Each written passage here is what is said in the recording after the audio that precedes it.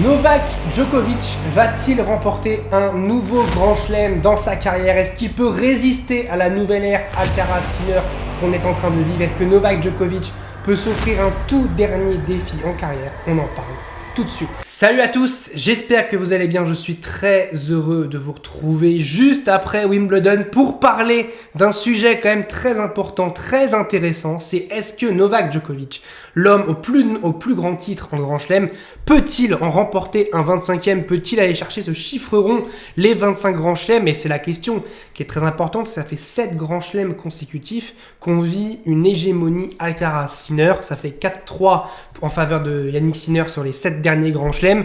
Et Novak Djokovic, pour le moment, n'a pas réussi à ramasser des miettes parce qu'il n'y a pas une miette. Voilà, très clairement, il n'y a pas une miette. Sinner et Alcaraz ont tout pris. C'est pas cette next-gen avec Tsitsipas, Medvedev, Zverev qui n'arrivaient pas à battre Novak Djokovic, à part Medvedev une fois à l'US Open dans un match où Novak Djokovic s'est écroulé mentalement parce qu'il avait ce défi immense de réaliser le Grand Chelem, de faire les 28 matchs consécutifs remportés en Grand Chelem sur une même saison, chose qui dans l'ère européenne n'avait pas été faite depuis Rod Laver. Donc franchement, c'était vraiment le défi immense pour Novak Djokovic. Mais à part Medvedev, personne n'a réussi à le battre en finale de Grand Chelem. Berrettini, Nick Kyrgios, Stefanos Tsitsipas, tous ces joueurs-là ont échoué. Et il y a eu cette victoire du coup de Medvedev en 2021, puis ensuite cette victoire de Carlos Alcaraz en 2023, qui déjà a un peu mis à mal, on s'était dit attention, est-ce que l'univers Djokovic va trembler? Est-ce que voilà le royaume Djokovic va trembler? Derrière, il prend l'US Open. Et puis on a cette saison 2024 qui arrive avec un joueur qui va complètement exploser, qui était déjà énorme en fin de saison 2023. C'est Yannick Sinner qui va littéralement l'exploser en demi-finale de l'Open d'Australie. Alors, il a balle de match pour lui mettre 3-7-0, mais il lui met quand même 6-1, 6-2, 6-7, 6-3. C'est quand même une grande claque que prend Djokovic chez lui en Australie. Et on a senti la domination de Yannick Sinner sur ce match qui était complètement dingue. On a eu ensuite Roland Garros où cette fois c'est le physique qui a trahi Novak Djokovic, ce physique qui était tellement dingue pour Djokovic qui s'est mis à le trahir de plus en plus mine de rien.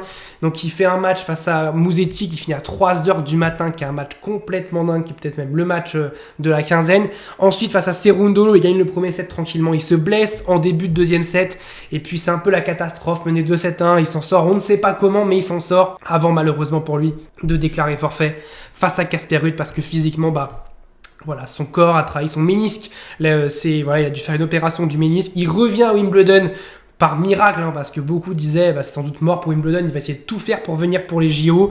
Wimbledon, il va tranquillement en finale face à Carlos Alcaraz. Et face à Alcaraz, il se fait maltraiter par Alcaraz qui était bien trop fort cette finale. Djokovic qui était bien trop juste, qui paye les pots cassés de Roland Garros et sa blessure à Roland Garros. Ensuite, il a son plus grand défi, challenge, ce qu'il a toujours raté. En 2016, rappelez-vous, quand il quitte en larmes Rio après avoir perdu face à Juan Martín del Potro, quand en 2021, il s'écroule mentalement contre Zverev en demi-finale des JO. Là, il va le chercher, il va le faire dans un match énorme face à Alcaraz qui l'avait, comme j'ai dit, maltraité en finale de Wimbledon quelques semaines plus tôt. Il va réussir à gagner à Roland Garros les JO de Paris 2024, son plus grand défi. Et ensuite on a vu que la fin de saison de Djokovic c'était presque anecdotique parce que ce qu'il voulait lui c'était cette année 2024, ce qu'il voulait c'était les JO, remporter les JO à Paris, ce qu'il a réussi à faire. Ensuite on l'a pas revu avant l'US Open où il perd au 3e tour, puis après on l'a quasiment plus vu. On l'a revu à Shanghai où il perd en finale face à Yannick Sinner. Il fait d'ailleurs un très bon Shanghai, mine de rien. Il fait, je trouve, un très bon premier set face à Yannick Sinner dans le premier set avant d'être un peu moins bon dans le deuxième. Mais voilà, 2024 se termine et 2025 commence et on se dit, est-ce que Novak Djokovic, maintenant qu'il n'y a plus les JO, qu'il n'y a plus l'histoire des JO, peut-il aller chercher son 25e Grand Chelem en 2025? Peut-il aller chercher Sinner et Alcaraz qui ont remporté les 2 Grands Chelems en 2024? Et encore une fois, le physique de Djokovic va le trahir. Ce physique qui était complètement dingue va le trahir parce que face à Alcaraz, il fait un super match en quart de finale, mais il se blesse en fin de premier, ce qui fait qu'il ne peut pas défendre ses chances face à Zverev et il abandonne après le premier set. Et même s'il avait battu Zverev, admettons, il y aurait eu Yannick Sinner derrière en finale. Et c'est ça qui est très dur pour Novak Djokovic. Ensuite, à Roland Garros, j'ai trouvé que c'était son meilleur grand chelem depuis 2024. Ouais, je pense que c'était vraiment son meilleur grand chelem qu'il ait joué, où il fait, je trouve, un très très gros Roland Garros. Il fait même un super match contre Sinner, où malheureusement, que malheureusement il perd. Mais je trouve vraiment que sur Roland Garros, c'est très consistant. Il met 3 sets à tout le monde. Il perd juste un set contre Zverev, où il perd le premier jeu, où il se fait briquer d'entrée, où il joue très très mal ce premier jeu, mais à part ça, il joue très très bien. Et je trouve qu'il fait un très gros match face à Zverev, un très gros Roland Garros. Il défonce Norrie. Face à Moutet, qui est un match piège, il fait quand même un gros match. Et face à Sinner, il fait une résistance exceptionnelle sur ce match. Et à Wimbledon, encore une fois, on a des attentes. C'est là où on a le plus d'attentes. On se dit c'est là où il a le plus de chances de remporter un grand chelem. Son physique va un peu le trahir. Parce que face à Cobolli, il se fait mal. Et face à Sinner, il est diminué. Il peut pas. Et puis même à 100%, est-ce qu'il aurait pu essayer de battre Sinner? Ça aurait été, je pense, compliqué.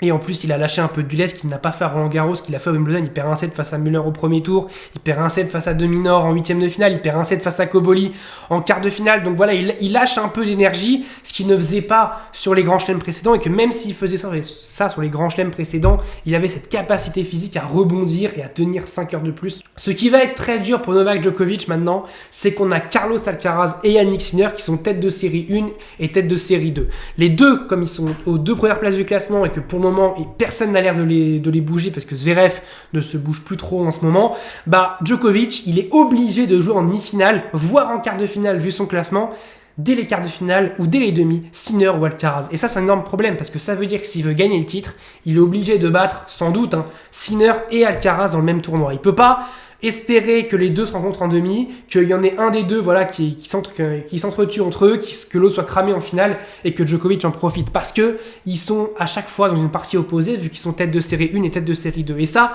je trouve que c'est un élément qui est très très très important et qu'il n'y avait pas l'année dernière, puisque l'année dernière c'était Alexander Zverev qui était numéro 2 mondial et donc on pouvait potentiellement avoir un Sinner-Alcaraz en demi-finale de Grand Chelem, comme on a eu à Roland Garros, où ils se retrouvaient en demi-finale de Grand Chelem, comme on aurait pu avoir à Wimbledon l'an dernier, où ils auraient pu se retrouver en demi-finale parce que Medvedev bat Sinner en quart de finale, mais sinon ça aurait été Sinner-Alcaraz en demi-finale de Wimbledon.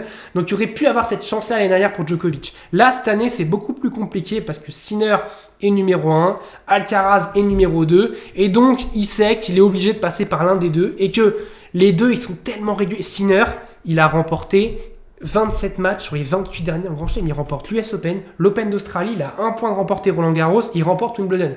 Il est à 1 point de faire le Grand Chelem sur 2 ans. Donc Sinner, tu sais qu'il sera là. Tu sais qu'il va aller en demi, en finale, même s'il peut avoir un petit match, un petit coup de moins bien, comme il a eu face à Rune à l'Open d'Australie, mais il s'en sort. Comme face à Dimitrov, on ne saura jamais si... Mais peut-être qu'il serait revenu face à Dimitrov, on ne le saura jamais malheureusement. J'aurais tellement aimé savoir si Sinner avait la capacité de remonter ces 2 sets face à Dimitrov. Mais voilà, Djokovic, il aurait pu aussi profiter de cette chance-là si Dimitrov avait battu Sinner.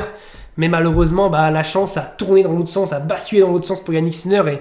Et je trouve face à Sinner, c'est trop dur. Face à Alcaraz, il y a encore un petit peu ce doute de se dire, vu ce qu'il a fait à l'Open d'Australie, est-ce qu'il peut pas le battre? Mais je pense qu'il faut qu'il dépense tellement d'énergie pour battre Alcaraz que si derrière, il y a Sinner en finale, il serait cramé. C'est ça qui est fou. C'est que même, s'il bat Alcaraz en demi-finale, admettons à l'US Open, mais derrière, il faut enchaîner sur Sinner. Il faut enchaîner sur les deux. Si les deux sont présents, c'est trop dur. Et pour le moment, j'en vois aucun se blesser, j'en vois aucun avoir un pépin physique, parce que c'est pareil, s'il y a un pépin physique entre un des deux, oui, là, il peut avoir sa chance pour aller en finale. Mais pareil, si en finale, il se retrouve face à l'un de ces deux joueurs-là, ça peut être aussi très compliqué. Et on sent que ça commence à devenir de plus en plus dur pour Novak Djokovic. Mais ça reste le 3e meilleur joueur du monde. Si aujourd'hui, dans un grand chelem, on n'a ni Alcaraz ni Sinner pour X ou Y raison, pour moi, Djokovic est favori de ce grand chelem. Et ça qui est dingue, c'est qu'à 38 ans aujourd'hui, Djokovic, si t'enlèves Sinner et Alcaraz, ce qui évidemment on peut pas le faire parce que c'est eux qui ont remporté les 7 derniers grands chelems, et puis je vois pas les deux rater un grand chelem au même moment dans les mois qui arrivent, parce que là, ça va être l'US Open, ça va être l'Open d'Australie 2026, Roland 2026, Wimbledon 2026 ou l'US 2026. Pour moi, c'est ces moments-là. Il y a des autres joueurs qui vont arriver évidemment, qui vont progresser. On pense au Mensik, au joueur Fonseca, qui peut-être dans 2-3 ans vont être un peu plus mûrs.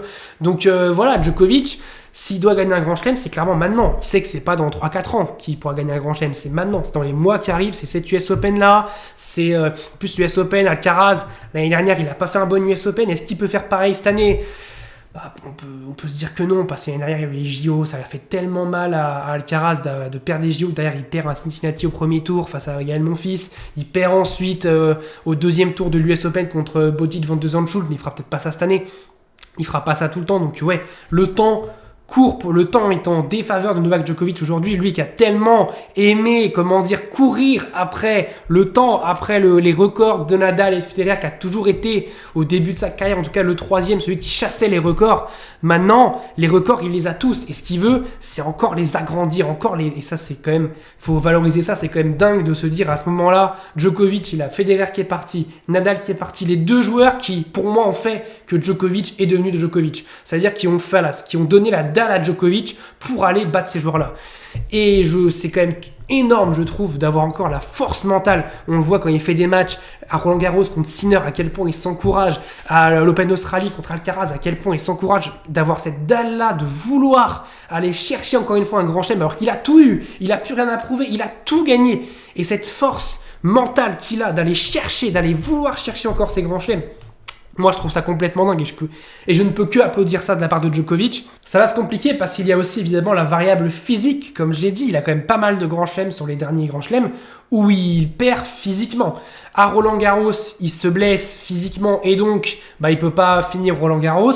Ensuite, physiquement, il pète. Donc comme il pète à Roland-Garros, il revient à Wimbledon, mais il est trop juste physiquement et donc il se fait maltraiter par Alcaraz en finale. À l'US Open, je pense que c'est surtout une décompression mentale de ce qui s'est passé au JO. Donc c'est pas physiquement qu'il perd, je pense, l'US Open, mais c'est plutôt mentalement une décompression des JO qui ont été, je rappelle, un moment exceptionnel pour lui parce que lui, ce qu'il veut aussi, c'est faire briller la Serbie, c'est faire montrer la Serbie à l'international.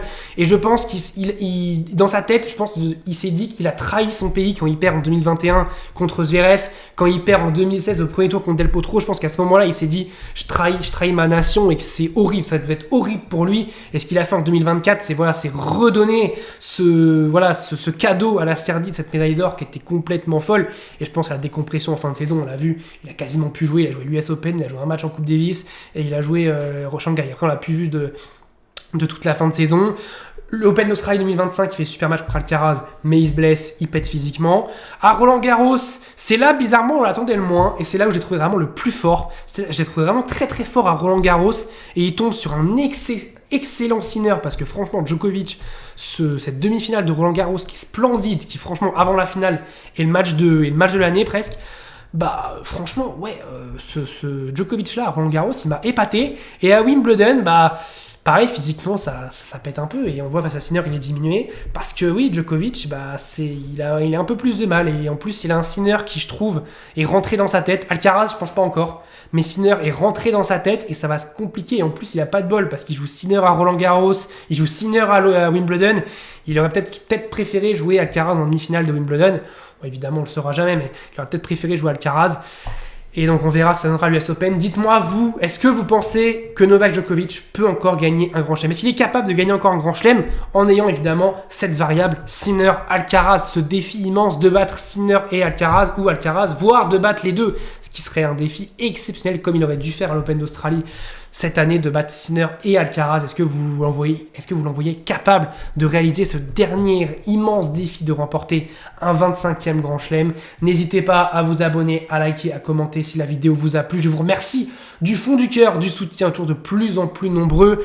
On se retrouve très vite pour faire un point sur le Masters de fin de saison parce que on a quand même eu 3 grands chelems, la majorité des Masters 1000, donc on commence à avoir une belle tendance qui se dégage pour le Masters.